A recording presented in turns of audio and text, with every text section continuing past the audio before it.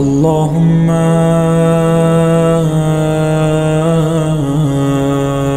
كل ولي الحجة ابن الحسن۔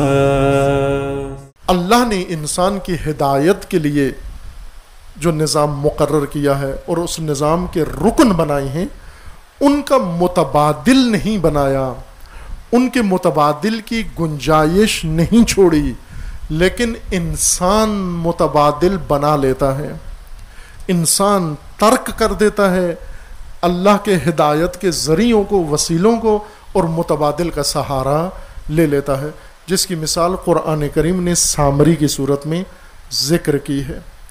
خوب ہم سامری کی مثال کو آئینہ قرار دیں اور اس آئینے میں دیکھیں، زمانوں کو دیکھیں، نسلوں کو دیکھیں، مختلف ملتوں کو دیکھیں، مختلف قوموں کو دیکھیں، اور دیکھتے دیکھتے اپنے تک آ جائیں، آج کے زمانے کو دیکھیں اور خود کو دیکھیں۔ ہم سامری کے قصے کو آئینہ سمجھیں، چونکہ قصہ سامری قرآن میں اللہ تعالیٰ نے اسی لیے بیان کیا ہے کہ آنے والی قوموں کے لیے آئینہ ہے۔ یہ آئینہ دیکھو کہ میں نے موسیٰ بھیجا، میں نے نبوت پر ان کو فائز کیا، امامت پر ان کو فائز کیا، تمہارا رہبر اور رہنما بنایا، تورات نازل کی اور اس کے اندر نظام مقرر کیا، اور اس کے متبادل، اس کے مقابلے میں سامری نے گسالہ بنایا اور ایک الگ آئین بنایا، اور تمہارے سامنے اب دو راستے تھے، موسیٰ و ہارون کا راستہ اور دوسرا سامری اور گسالے کا راستہ۔ کیا کیا اس ملت نے، اس قوم نے؟ قرآن گواہ ہے کہ ہارون کو تنہا چھوڑ دیا، اکیلا چھوڑ دیا، اکلوتا چھوڑ دیا، اور گسالے کے راستے کو اپنا لیا، قبول کر لیا، گسالے کے لیے آمادہ ہو گئے، اس کی پرستش کی۔ اس آئینے میں ملتوں کو دیکھتے آئیے، ہر زمانے میں موسیٰ ہے و ہارون، ہر زمانے کے لیے، ہر زمانے میں حجت خدا ہے، ہر زمانے میں آسمانی کتاب ہے، ہر زمانے میں نبی ہیں، ہر زمانے کے اندر وسیع نبی ہے، ہر زمانے کے لیے۔ لِكُلِّ قَوْمٍ ہاد، ہر قوم کے لیے اللہ نے ایک ہادی بنایا ہے۔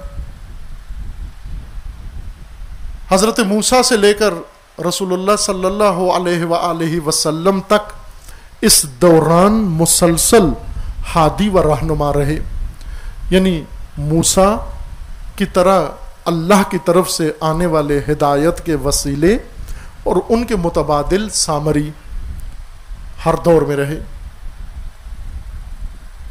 حضرت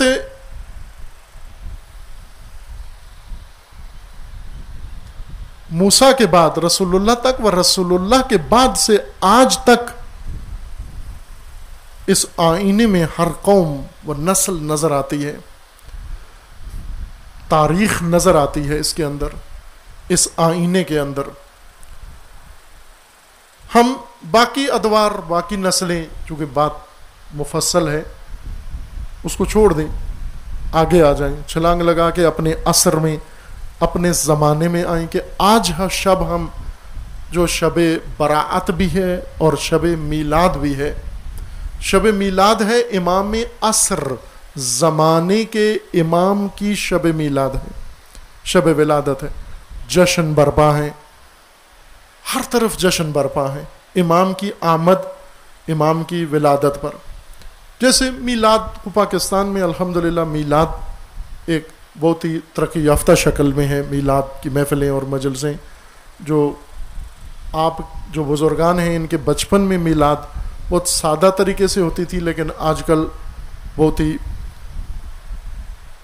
مختلف اور اعلیٰ شکلوں میں میلاد برپا ہوتی ہیں، ٹیکنالوجی کی مدد سے، اور اس کے اندر بہت کچھ اضافہ ہوا ہے، بھرپور کئی شایع نشان طریقے سے میلاد برپا ہوتی ہیں۔ اس میلاد میں ہم عموماً ایک شعر بھی سنتے ہیں یا کلام سنتے ہیں عقیدت مندوں سے، شعراء سے، خوبصورت آوازوں والوں سے، کہ سرکار کی آمد مرحبا کہتے ہیں نا، ساتھ بولتے ہیں، مرحبا کہتے ہیں، حضور کی آمد مرحبا. آگے پورا ایک انہوں نے بنایا ہوا ہے، قافیہ ردیف پورا بنایا ہوا ہے. خب آج ہم شب میلاد امام اور تمام مومنین جہاں جہاں ہیں آج شب اہتمام کریں گے خصوصیت کے ساتھ.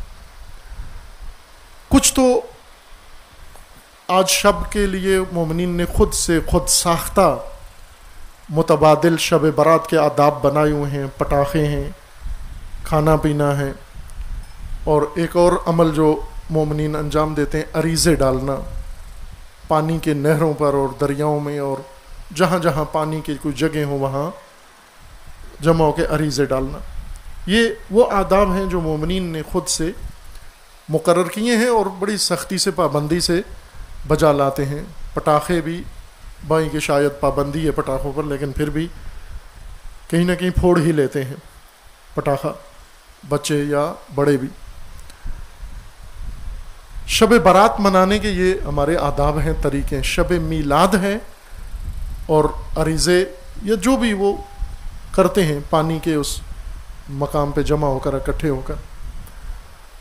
بعض جگہ مجالس، محافل، جشن یہ چاندہ یا اسی طرح سے گزریں گے، اور اس میں عقیدت، اس میں محبت اہل بیت کے ساتھ، امام کے ساتھ سب کچھ اظہار ہوگا. اور یہ عقیدت سچی بھی ہے، دل سے ہے. جس طرح میلاد رسول اللہ میں جو محبت کا اظہار ہوتا ہے، سچی محبت کا اظہار ہوتا ہے، جھوٹی نہیں ہوتی. ممکن ہے جو پیسے لے کے، فیس لے کے پرفارمنس کر رہا ہے وہ اداکاری کر رہا ہو، لیکن جنہوں نے پیسے خرچ کیے ہیں، جنہوں نے اہتمام کیا ہے، یا جو واقعاً وجد میں آ کے جھوم رہے ہیں، وہ اداکاری نہیں کر رہے، وہ واقعاً اپنے عشق کا، اپنی محبت کا اظہار کر رہے ہیں. خوب اس شب میلاد وسیلہ ہدایت، شب میلاد نجات دہندہ انسانیت، شب میلاد رکن نظام ہدایت میں ہم بیٹھیں کہ یہ جشن جب منا رہے ہیں، ہدایت کے وسیلے کا جشن منا رہے ہیں، آمد کا، ہم ہیں کہاں؟ آیا اصل ہدایت کے سائے میں ہیں یا کسی متبادل کے سائے میں یہ سب کچھ بجا لا رہے ہیں؟ آیا ہم بھی کسی متبادل سے پیوستہ ہیں، کسی بدلی چیز سے ہم مربوط ہیں، تعلق ہے، بدل بنا لیا ہے ہدایت کا، یا اس اصل کے ساتھ ارتباط ہے ہمارا، اور اس اصل کی حاکمیت میں، اس اصل کے سائے میں ہیں ہم؟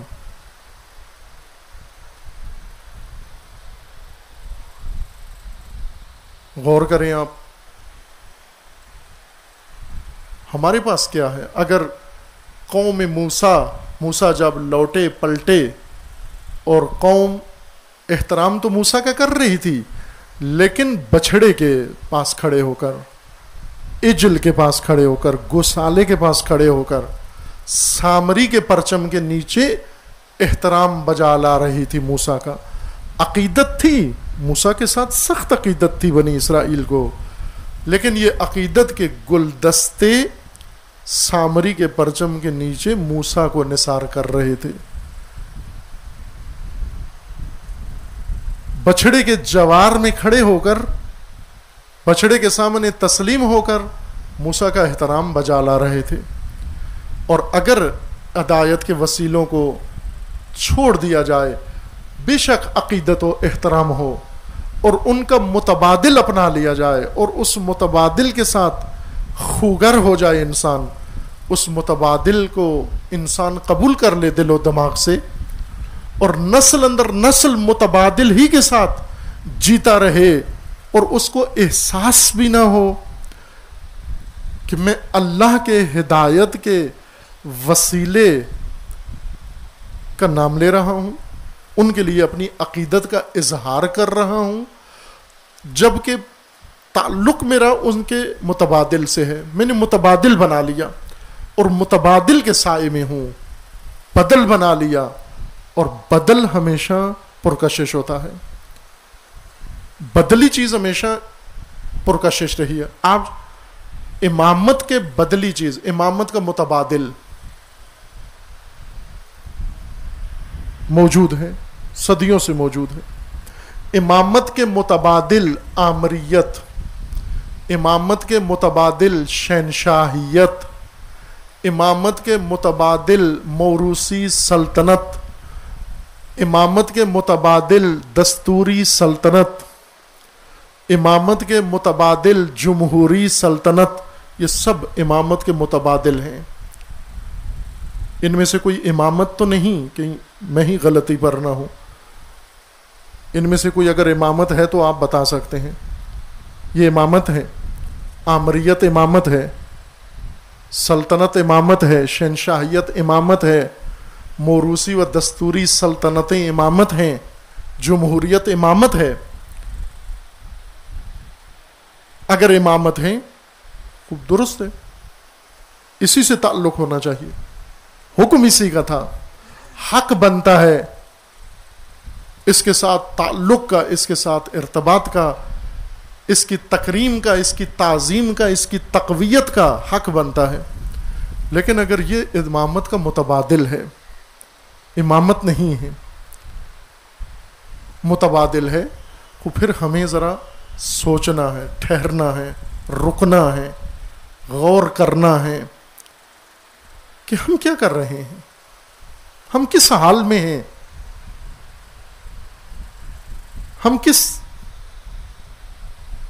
جگہ پہ کھڑے ہیں، ہم کیا کر رہے ہیں.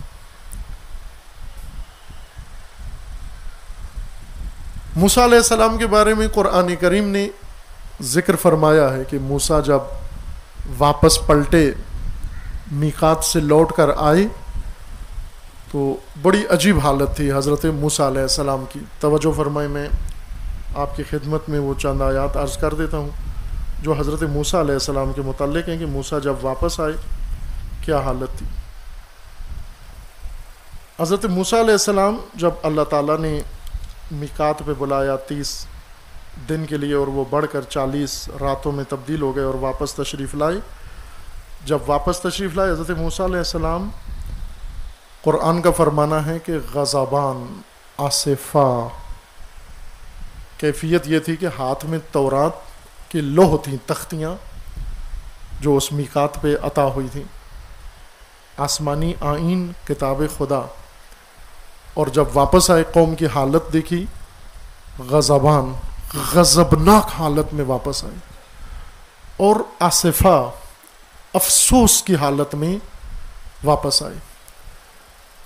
اور ہاتھ میں جو تختیاں تھیں، الواح، انہیں پھینکا، زمین کے اوپر پھینک دیا. اور اس غضب و غصے اور افسوس کی حالت میں چند کردار دیکھے. ہارون جو اپنے وسیع و جانشین ہیں، قوم جنہیں فرعون سے نجات دلا کر یہاں تک لائے تھے، اس سرزمین تک، مقدس سرزمین تک. سامری جو بنی اسرائیل کا ہی ایک علامہ تھا، عالم تھا. سامری بنی اسرائیل کا فرد تھا اور قبائل بنی اسرائیل میں سے تھا، اور عالم تھا، دینی عالم بھی تھا اور دنیاوی عالم بھی تھا. دونوں تعلیم تھی اس کے پاس. انجینئر بھی تھا، بہت ماہر، جانتا تھا سونا چاندی کیسے پگھلایا جاتا ہے، اس کو پگھلا کر کیسے قالب میں ڈالا جاتا ہے، اور قالب میں ڈال کر اس سے بچھڑا کیسے بنایا جاتا ہے. یہ قالب ریزی علم جانتا تھا. ہر آدمی یہ کام نہیں کر سکتا جب تک ماہر نہ ہو اس علم کا. وہ دانشور تھا، اس نے یہ کام کیا. اور جب حضرت موسیٰ نے پوچھا کہ تو نے بنایا کیسے، کئی کاموں کا ماہر تھا. ایک عورتوں کو ورغلانے کا ماہر تھا. اس نے مردوں سے پہلے عورتوں کو دعوت دی کہ آپ آؤ، میں آپ کو خدا سے ملاتا ہوں، لیکن اس کے لیے آپ کو ساتھ تعاون کرنا ہوگا. اور ان عورتوں نے اپنے زیورات بہت سارے جو ان کے پاس تھے، بلکہ بعض تاریخوں میں لکھا ہوا ہے کہ بنی اسرائیل کی خواتین چونکہ ساری ملازمائیں تھیں فرعون کے گھروں میں، فرعونی تہذیب میں، وہاں یہ نوکرانیاں تھیں بنی اسرائیل کی خواتین. یہ بنی اسرائیل یعنی بنی یعقوب، بنی یعقوب یعنی حضرت یعقوب کی اولاد، حضرت اسحاق کی اولاد، حضرت ابراہیم کی اولاد، یہ ساری سیدانیاں تھیں. لیکن غلام فرعون کے ہاں غلامی کی زندگی بسر کر رہے تھے، اور ان کے گھروں میں یہ نوکرانیاں تھیں، برتن مانجتی تھیں اور کام کاج کرتی تھیں، جھاڑو دیتی تھیں، ان کے گھروں کے بچے سنبھالتی تھیں.